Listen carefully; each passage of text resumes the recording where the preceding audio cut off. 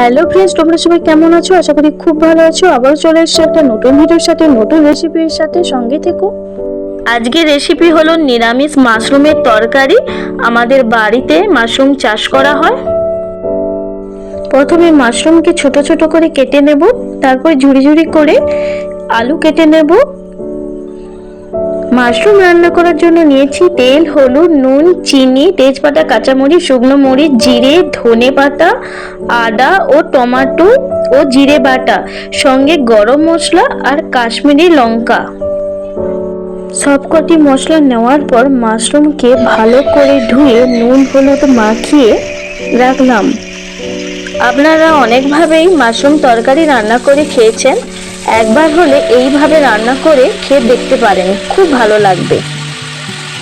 এরপর কড়াইতে তেল দিয়ে আলুগুলোতে নুন হলুদ দিয়ে ভালো করে নাড়াচাড়া করে লাল লাল করে তুলে ভেজে রাখলাম। এরপর একইভাবে কড়াইতে সামান্য তেল দিয়ে নুন হলুদ মাখানো মাশরুমগুলো ভালো করে ভেজে রাখলাম।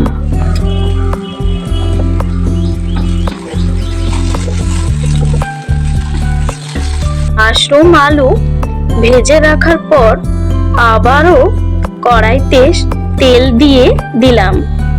তারপর একে একে তেজপাতা, শুকনো লঙ্কা, কাঁচা লঙ্কা, জিরে ফোড়ন দিয়ে দিলাম।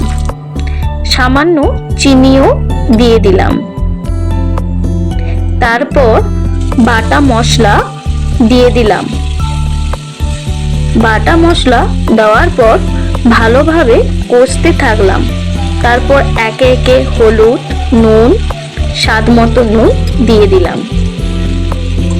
নুন হলুদ দেওয়ার পর আবারও কাশ্মীরি লঙ্কা দিয়ে ভালোভাবে কষতে থাকলাম।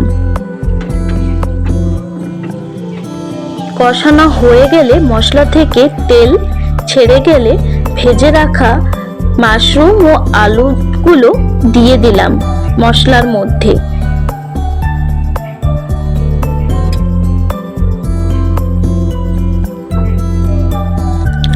মশলাগুলোর সাথে আলু ও মাশরুম ভালোভাবে কষতে থাকলাম।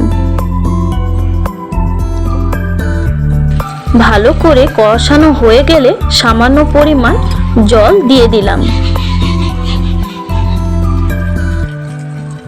জল দিয়ে ঢেকে রাখলাম।